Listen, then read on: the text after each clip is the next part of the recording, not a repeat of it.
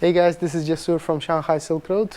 Today I want to show you a very interesting place which is located in Songjiang district of Shanghai.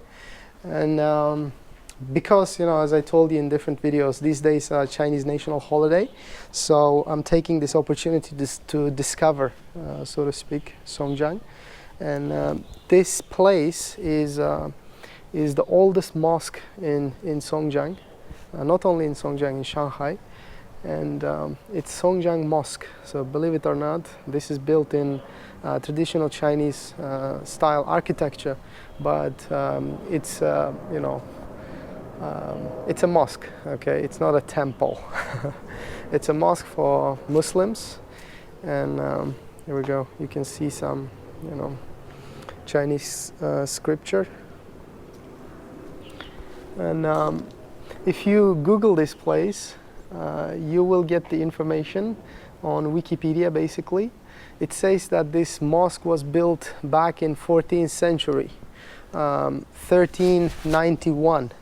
But if you look up from different sources, actually, the building was started in 1364, and by 1367 it was completed.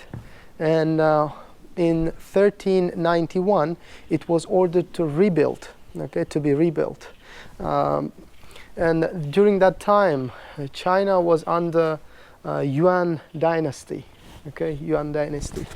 Yuan dynasty basically was ruled back in the time by, if I'm not mistaken, Mughal Temur. Mughal Temur. Mughal Temur belonged to Mongolian Empire, basically one of the emperors of Mongolian ancestry, so to speak. And he was born. He was not a Muslim, but he was born actually in Central Asia. And so basically, this mosque was built during that time, during his ruling. Okay, and I'm going to show you all the parts of the mosque. I'll try. Okay, if you come up here, this room is locked. So this is the scripture at the entrance. Anyway, you can Google this place. Songjiang Mosque. And it's one of the must-visit places actually in Songjiang. And back of this wall, there's a very small cemetery. So we'll try to, go there now. Very quiet place because there are only a few visitors. As I told you, everybody's traveling in China these days. And this is the main building of the mosque. Of course, this is a recently built. It's not historic, but I think this is the administration of the mosque.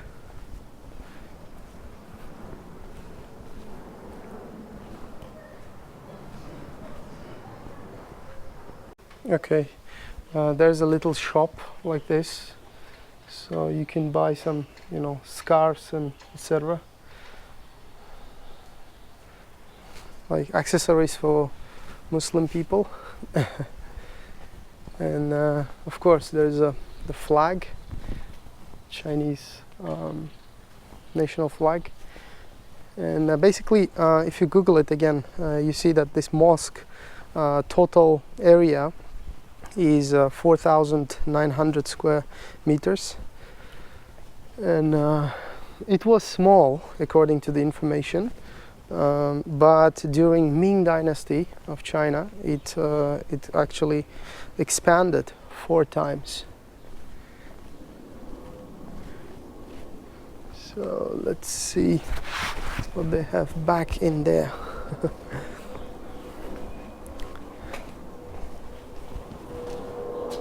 All right. So this is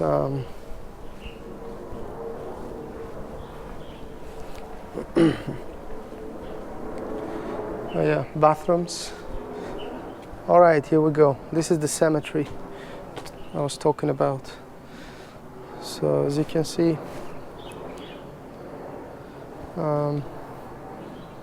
these are historic graves. People who probably lived, around that time when the mosque was built. Actually, if you Google Songjiang, you find that Songjiang was, one of the important places in Chinese history. And Shanghai, the city of Shanghai, so it was not actually, as important as it is today.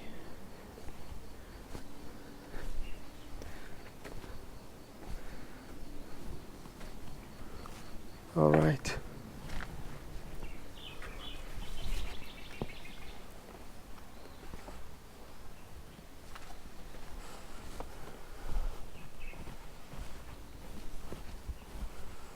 Okay, this is the prayer room. Let's peek inside. Okay, here we go. It's a little dark, but I hope you can see. Okay, there's a Arabic scripture, on top.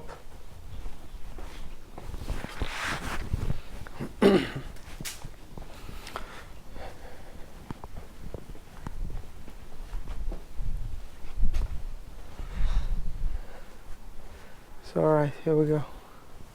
See, on top there's a scripture in Arabic, and this whole thing, actually this pagoda or whatever how you call it, this is very historic, as you can see.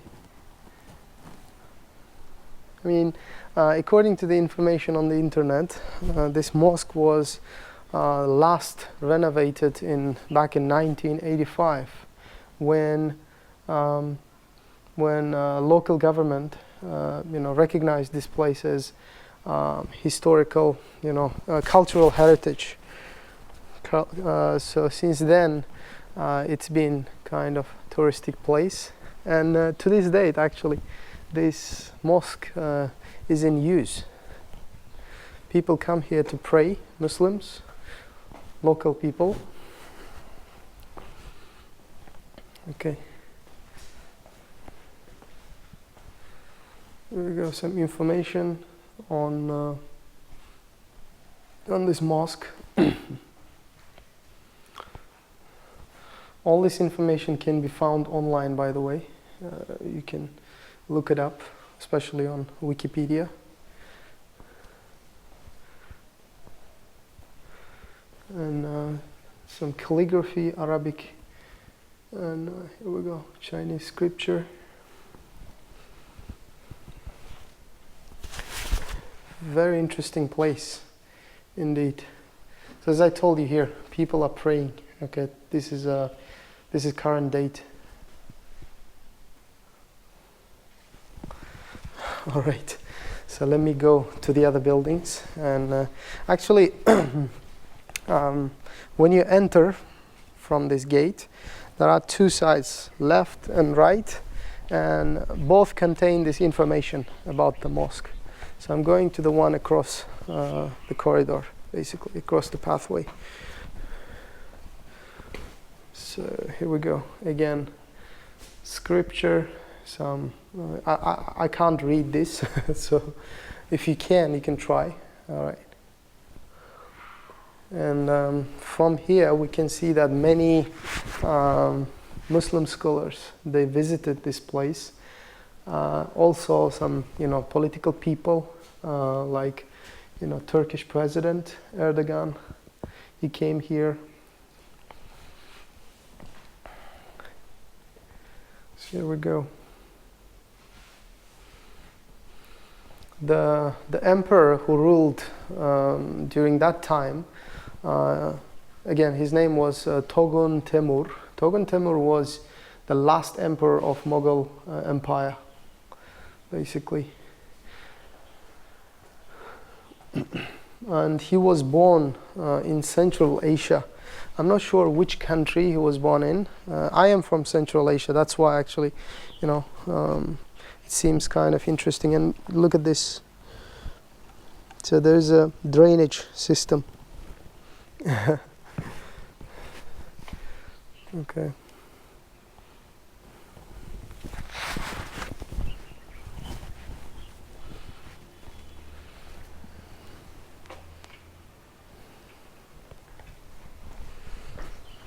So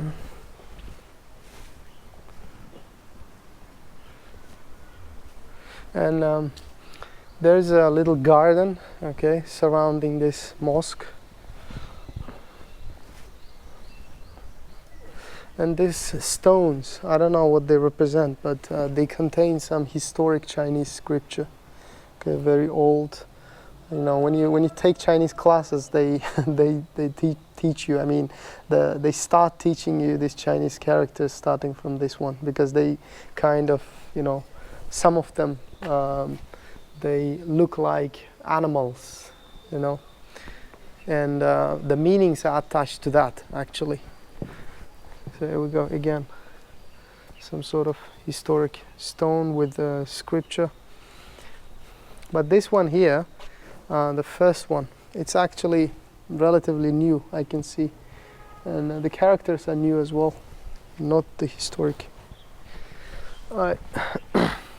This is how it looks like. Okay, the gate. Actually, this gate is, you know, the entrance to the prayer room. So further down this road, there is a prayer room. And if you look at the roof, okay, the roof of the buildings, it's I think it's quite historic. I mean, at least it belongs to, you know, I don't know, maybe 100 years ago. You know, from the appearance, you can tell that this is, you know, relatively new, but this one is definitely old. So let me show you the garden as well. All right, here we go. This is the garden. You can come and sit here, okay, if you get tired.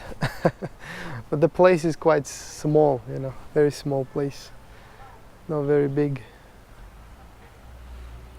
and very quiet, because Chinese people, they go to different places, so that's why this place probably it's more, you know, busy during, you know, normal days, not holiday season. I mean, the national holiday. National holiday is for local people, is a chance to get away actually from China or from the city. So probably they go to different areas.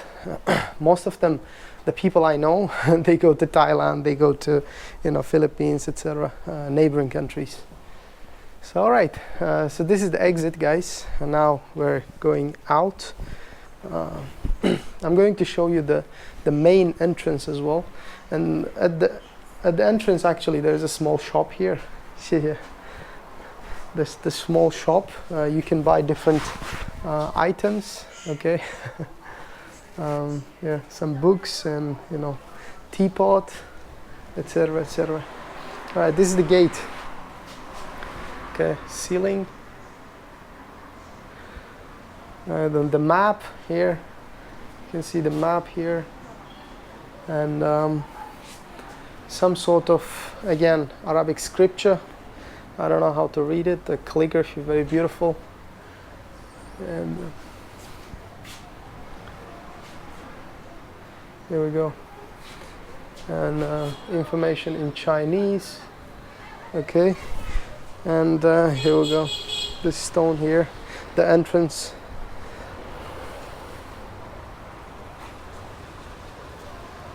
And this is what it looks like from outside.